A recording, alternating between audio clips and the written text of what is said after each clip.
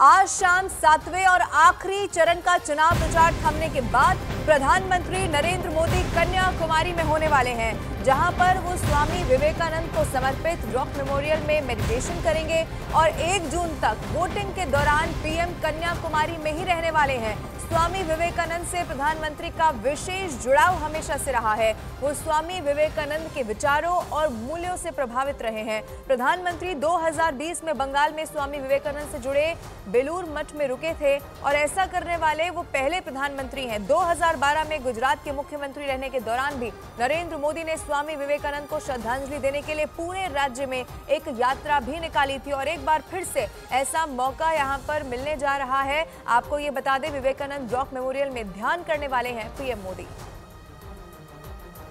और इस बार प्रधानमंत्री ने ध्यान साधना के लिए कन्याकुमारी को चुन लिया है, मगर पिछली बार वो केदारनाथ गए थे। 2019 के लोकसभा चुनाव का प्रचार थमने के बाद भी प्रधानमंत्री ने इसी तरह ध्यान किया था।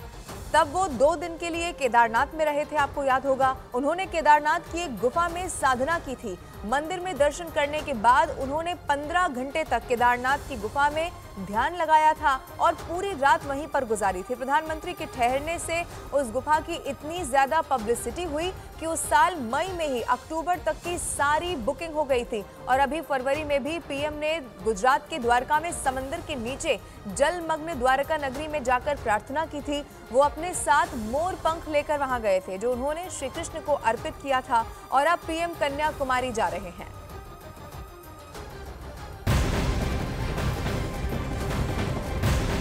लोकसभा चुनाव के लिए प्रचार का आज आखिरी दिन है। ये बहुत बड़ी खबर है। सिर्फ और सिर्फ एक चरण का अब चुनाव रह गया है।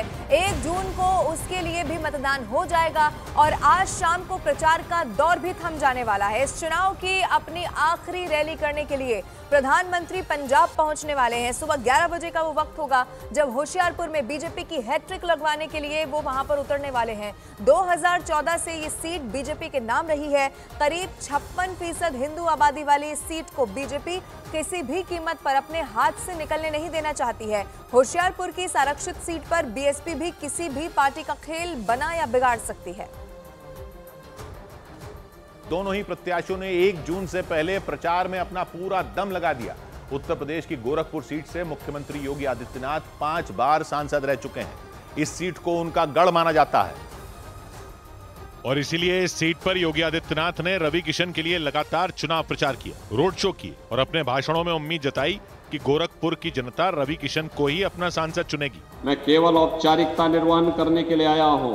ये तो मैं जानता हूं कि आप रवि किशन को भारी बहुमत से विजयी बनाएंगे। योगी आदित्यनाथ के गोरखपुर में धुआंधार प्रचार के बीच रवि किशन ने भी पूरा दम लगाया और अपनी रैलियों में लोगों से भोजपुरिया अंदाज में बात की। चुनाव 19 में भी हमार कुल भाषण मंचवा पे भोजपुरिया में रहला।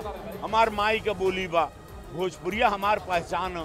अपनी रैलियों में रवि किशन ने लोगों को बार बार ये याद दिलाया कि आज वो जो भी हैं वो भोजपुरी भाषा की बदौलत है। यही नहीं, उन्होंने भोजपुरी भाषा को अपनी पहचान बताकर ही वोट मांगा, क्योंकि इस सीट पर उनका मुकाबला भोजपुरी एक्ट्रेस काजल निषाद से है। उन्हें समाजवादी पार्टी ने टिकट दी।